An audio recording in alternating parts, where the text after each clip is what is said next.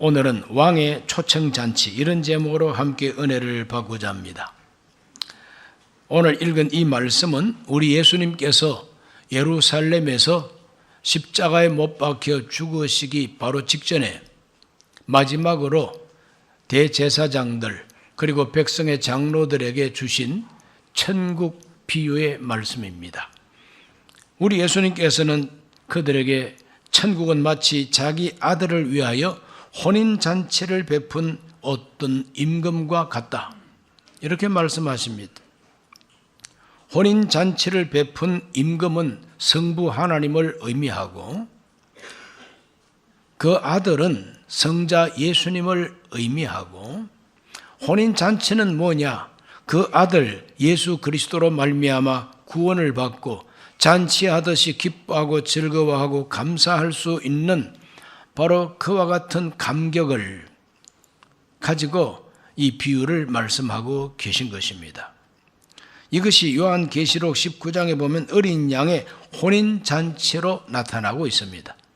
어린 양의 혼인잔치, 종말에 있을 구원받은 성도들의 모임, 이걸 어린 양의 혼인잔치라고 표현하고 있죠.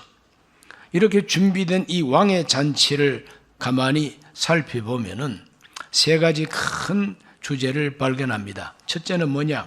잘 준비된 잔치라는 겁니다. 왕이 준비했으니까 오죽 잘 준비했겠습니까? 잘 준비된 잔치입니다. 마태복음 22장 4절 말씀 보면은 다시 다른 종들을 보내며 이르되 성한 사람들에게 이르기를 내가 오찬을 준비하되 나의 소와 살찐 짐승을 잡고 모든 것을 갖추었으니 혼인잔치에 오소서 하라 하였더니, 여기 보니까 모든 것을 갖추었다 그랬어요. 빠짐이 없습니다. 모자람도 없고 부족함이 없습니다. 모든 것을 다 준비하고 갖추었으니 와서 즐기고 와서 잔치를 잘 먹으라 이 말이죠.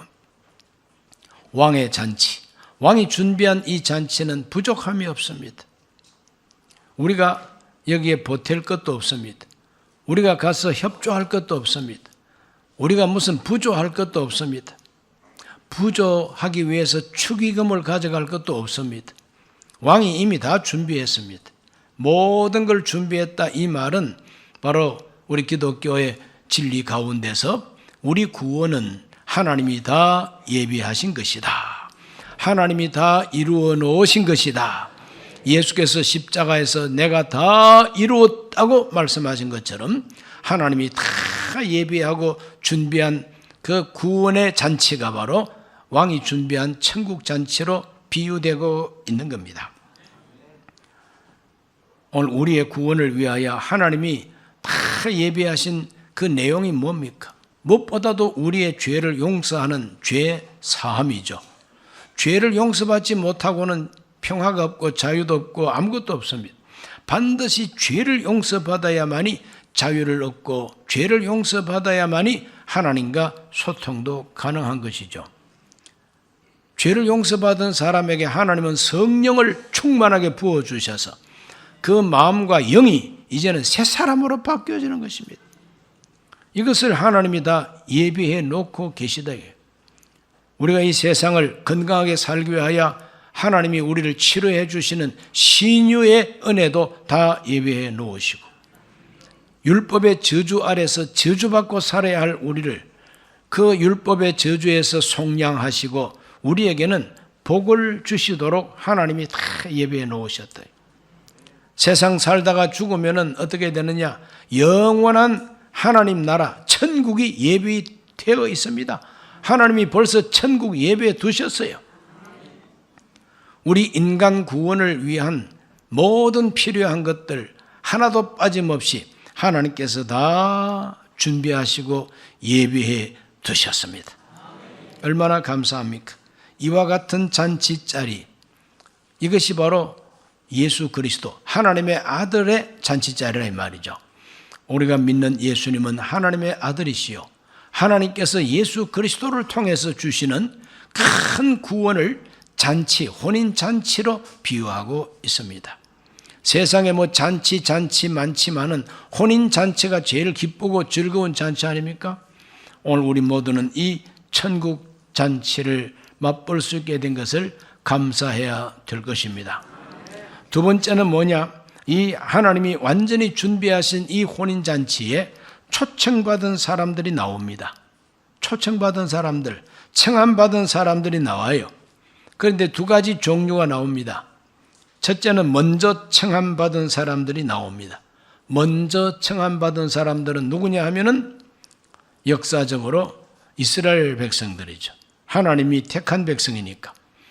그 이스라엘 백성들 가운데서도 하나님을 가장 가까이 섬긴다고 하는 제사장, 대제사장, 백성의 장로들, 이분들은 유대교회에서 백성의 지도자들이고 대표자들입니다. 이 사람들은 먼저 초청받은 사람들이다 이 말입니다. 그러므로 이 준비된 초청 이 잔치에 먼저 청함을 받았다는 게 얼마나 특권이고 감사한 일입니까? 그럼에도 불구하고 이 먼저 초청받은 사람들의 태도를 한번 우리가 보면은 기가 막힙니다. 마태복음 22장 3절 말씀, 그 종들을 보내어 그 청한 사람들을 혼인잔치에 오라 하였더니 오기를 싫어하거늘. 오기 싫답니다. 싫다 싫어 가기 싫다. 이렇게 완벽하게 준비된 하나님의 혼인잔치에 초청을 받았는데 먼저 오라고 하는데 오기를 싫어했다는 겁니다. 오기 싫은 사람 누구냐? 교회 오기 싫은 사람이죠. 예수 믿기 싫은 사람이죠. 재차 권면합니다. 재차 권면합니다. 그래 또 다른 종들을 보내가지고 또 오라고 할 때 모든 걸 다 준비했으니까 오기만 하라고 초청했더니 22장 5절 말씀에 보니까 그들이 돌아보지도 않고 한 사람은 자기 밭으로 한 사람은 자기 사업하러 가고 그랬어요. 돌아보지도 않았습니다. 왕의 잔치를 돌아보지도 않습니다. 관심 없다 이 말입니다. 무관심이요. 무시하는 겁니다. 뭐 그 별거 있겠어? 무시해버리는 겁니다. 왕의 잔치를 무시하고 왕의 성의를 무시하고 왕의 아들의 혼인잔치에 대해서는 그 무관심, 이것이 바로 왕을 화나게 하는 원인이 되는 것이죠. 또 어떤 사람들은 자기 일을 더 귀하게 여깁니다. 나는 밭으로 가봐야 되겠다. 나는 내 사업하러 가야 되겠다. 그러니 왕의 잔치보다도 내 사업장 가는 게 더 급해요. 왕의 잔치에 가는 것보다도 내 밭에 가서 일하는 게 더 급합니다. 그러니까 자기 일에 집착하는 현대인들의 모습을 여기서 발견하게 되는 것이죠. 내 사업이 더 중요하지 뭐 하나님의 잔치가 뭐 그래 대수냐. 평가, 절하하고 폄하하고 자기의 가치관을 따라서 살겠다는 것이죠. 많은 사람들이 이런 태도를 가지고 살고 있습니다. 심지어 또 어떤 사람들은 이상한 그런 자세를 가졌습니다. 6절 말씀을 다 같이 읽어보면 그 남은 자들은 종들을 잡아 모욕하고 죽이니 그랬어요.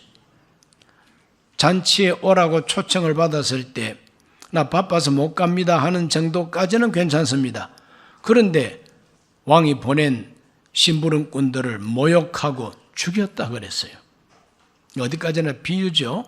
이 비유는 역사적 사실을 두고 한 비유입니다. 과거 이스라엘 유다 역사 가운데 하나님이 보낸 선지자들을 욕하고 모욕하고 죽인 일이 많습니다. 이사야 선지자는 가장 많은 분량을 예언했던 선지자입니다. 그러나 므낫세라고 하는 유다 왕이 자기 아버지, 자기 할아버지 때부터 하나님의 말씀을 전하고 그 아버지, 할아버지도 존경했던 이 선지자를 바로 이 므낫세가 톱으로 썰어서 죽였다는 전설이 전해져 내려오고 있어요. 그러니까 주의 종들을 죽이는 겁니다. 그냥. 이때까지 이와 같은 극악한 못된 짓을 해온 족속이 바로 유다 족속이에요. 심지어 하나님의 독생자를 보냈더니 하나님의 독생자까지 십자가에 못 박아서 죽여버렸습니다. 이것이 바로 먼저 청함받은 사람들의 모습이죠. 합당하지 않습니다.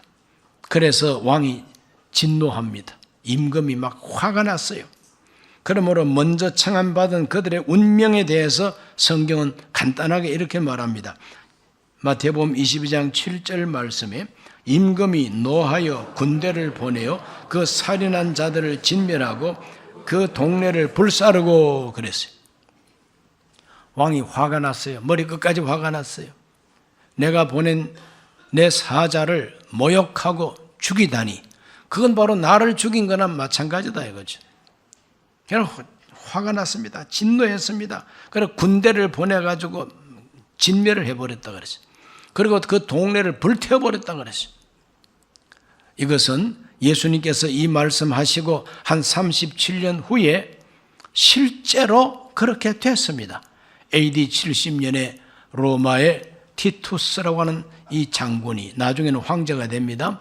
이 사람이 로마를 포위하고 공격하고 불태우고 성전을 헐어버리고 100만 명 이상이 죽었다는 거죠.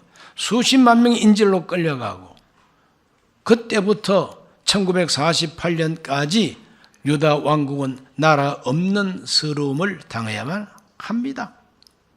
진멸해버렸다는 거죠. 이와 같이 청함받기는 했지만은 초청한 왕을 거역하고 모욕하고 죽였을 때 그들의 운명은 진멸당하고 불태움을 당할 수밖에 없었습니다. 그것이 역사적으로 이루어졌고 2차로 이루어지는 것은 종말에 있을 대환란입니다. 대환란. 그래서 적그리스도가 이 세상을 지배할 때에 하나님이 적그리스도의 세상에 무서운 재앙을 내린다고 요한계시록이 말하고 있죠. 대환란입니다. 큰 환란입니다. 3차로 마지막 진멸, 이것은 바로 최후의 심판이죠. 요한계시록 20장에 나옵니다. 이 세상에서 살았던 모든 사람들이 다시 부활해서 몸을 입고 자기 행한 대로 책에 기록된 대로 심판을 받고 심판받는 사람들은 불과 유황으로 타는 못에 들어가게 된다고 그랬어요. 불과 유황. 그냥 장작불이 아닙니다. 연탄불도 아니고 가스불도 아니고 이건 유황불이에요. 여기서 영원히 형벌을 받는다고 성경이 말합니다.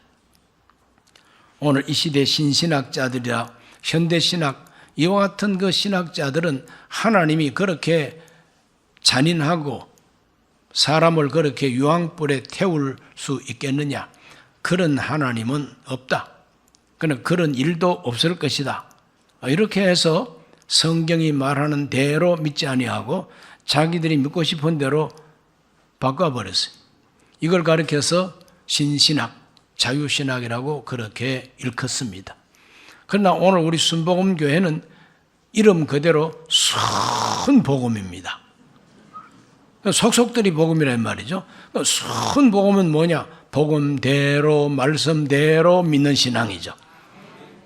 그러므로 하나님이 인류 역사 속에 내게 오라고 초청을 해도 오지 아니하는 사람들은 결국에는 진멸의 대상이 되고 불태워버리는 대상이 된다는 거, 이건 틀림없는 이야기입니다.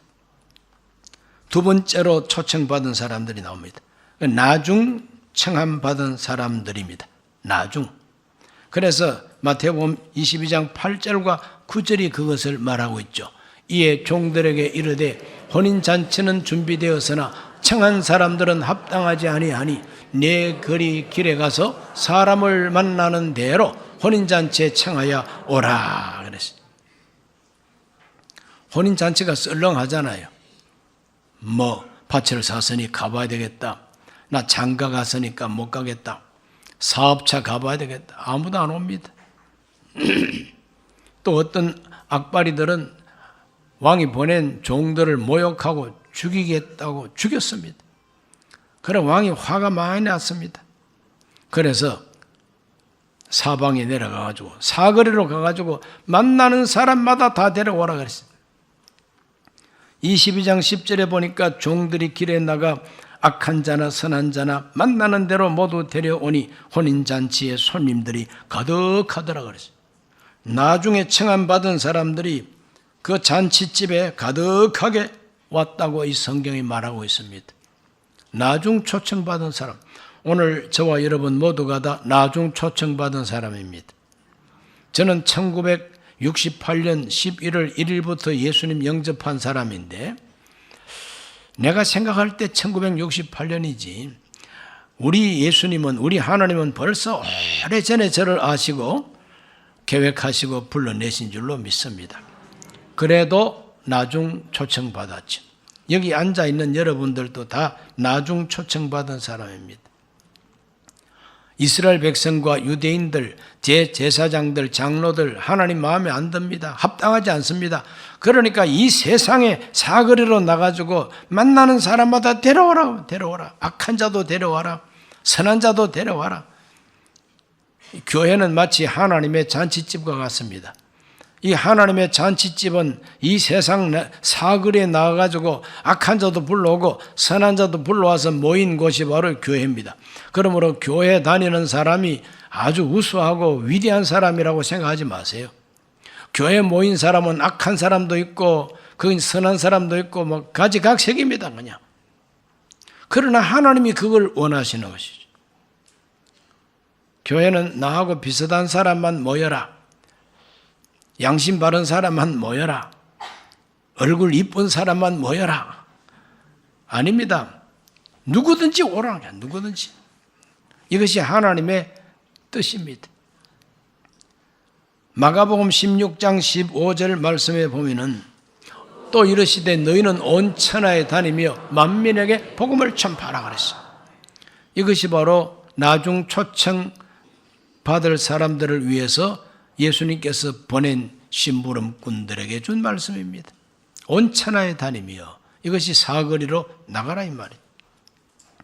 마태복음에서는 모든 족속을 제자로 삼아 아버지, 아들, 성령 이름으로 침례를 베풀고 내가 가르친 모든 걸 가르쳐 지키게 하라 그랬어요. 사도행전 1장에서는 성령이 임하시면 권능을 받고 땅 끝까지 이르러 내 증인이 될 것이라 그랬어요. 땅 끝까지. 하나님의 뜻은 땅 끝까지 가서 복음 전하는 것입니다. 믿으십니까? 이와 같은 나중 초청을 받은 우리들, 또 나중 초청하시는 우리 하나님, 오늘 저와 여러분은 나중 초청을 받기도 했지만 우리는 나중 초청을 위해서 가서 사람을 데려올 사명이 있다는 걸 기억하시기를 바랍니다.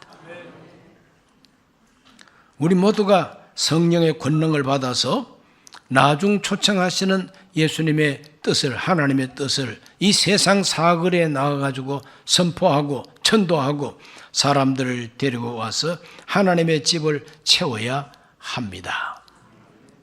순범 강북교회라고 하는 이 하나님의 집을 채우시기를 바랍니다. 사람 데려와서 채우시기를 바랍니다.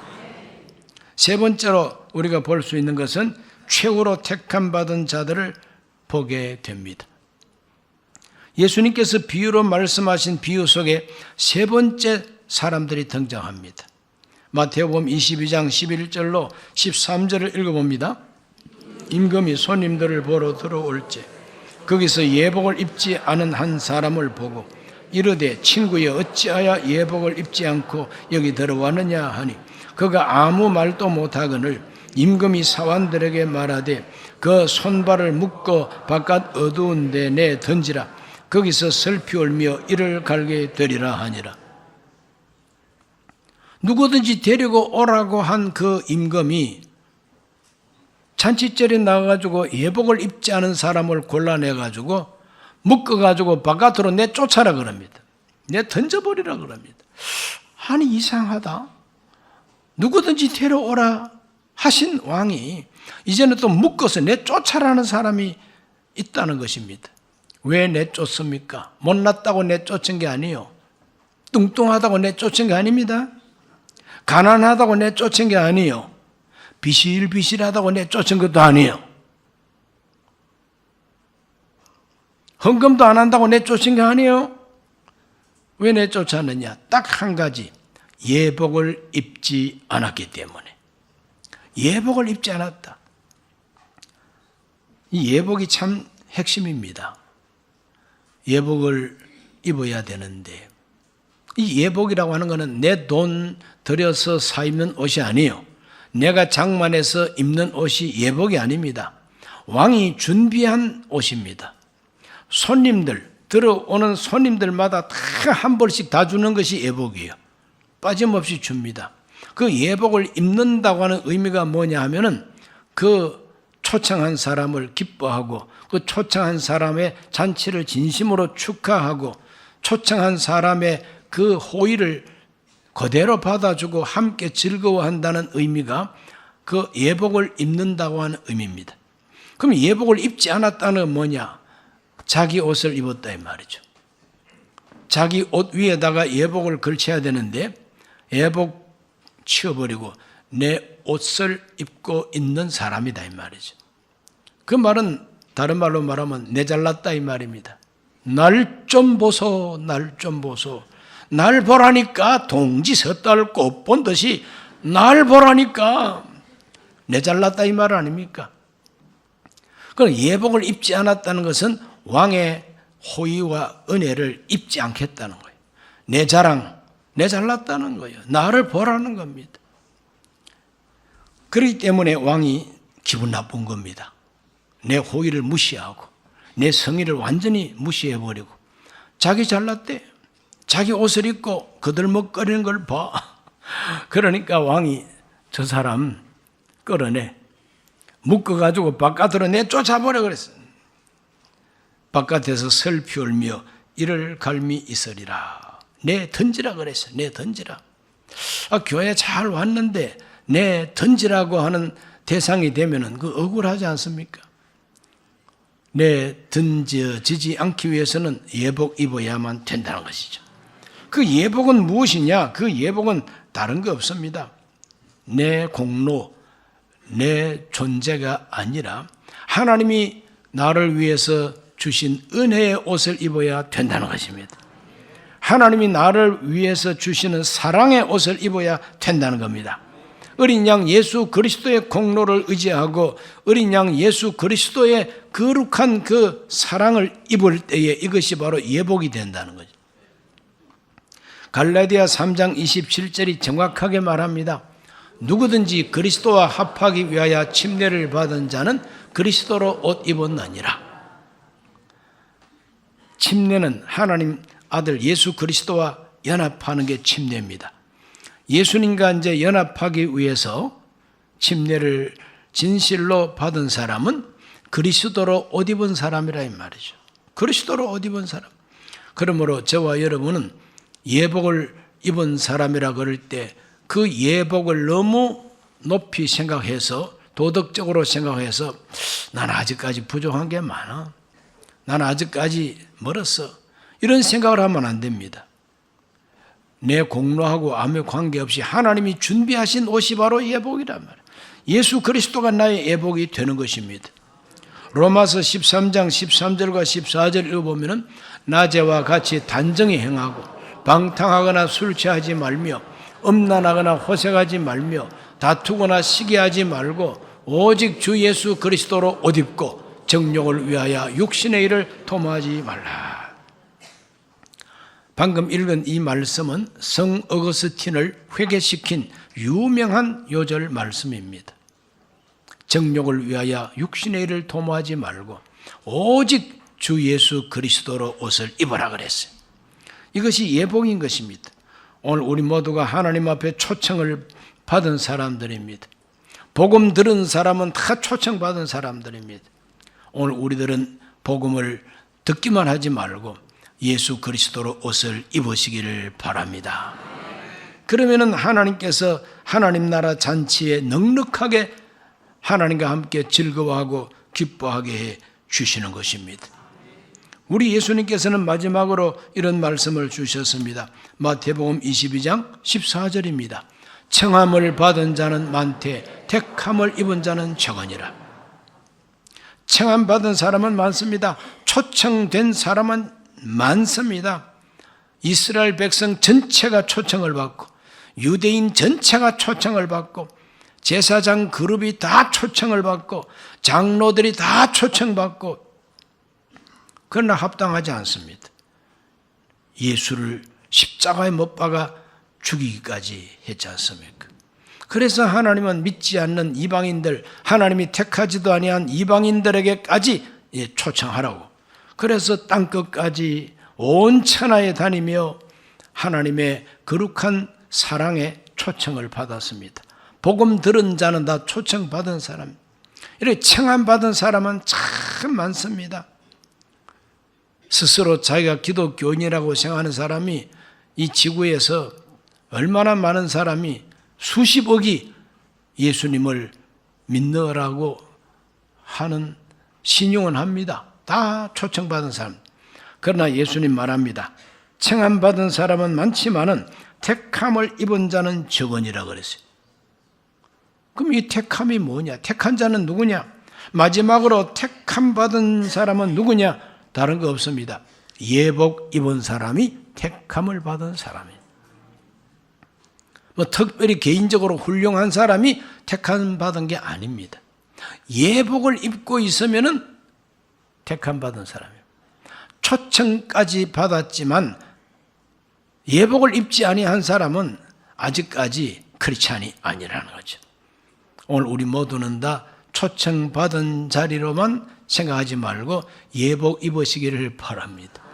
예수님을 입으시기를 바랍니다. 십자가 은혜를 입으시기를 바랍니다. 성령 충만을 입으시기를 바랍니다. 옷을 입듯이 나를 벗어 던지고 예수를 입을 때에 택함 받은 사람이라 이 말이죠.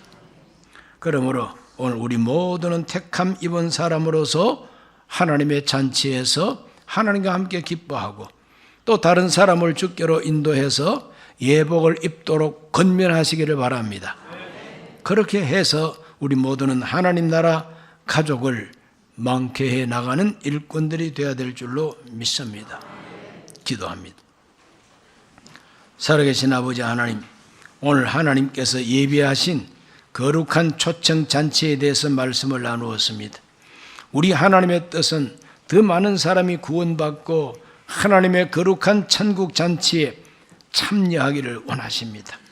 예복을 입고 천국 잔치에 참여하기를 원하십니다. 종말의 어린 양 혼인잔치에서 흰옷을 입고 하나님과 함께 새하늘과 새 땅에 들어가는 사람 되기를 원하십니다. 우리 모두가 예복을 입은 하나님의 사람들이 되게 해 주시옵소서. 예수님 이름으로 기도하옵나이다. 아멘.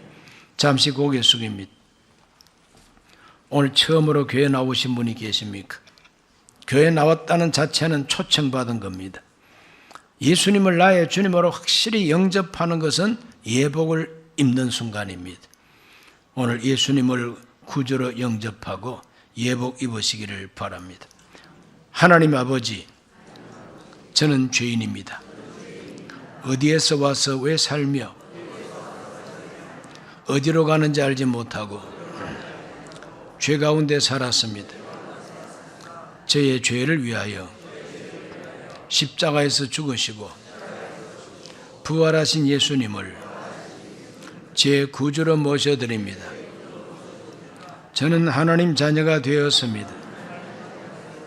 지금부터 영원토록 주님과 함께 살겠습니다. 예수님 이름으로 기도드립니다. 아멘.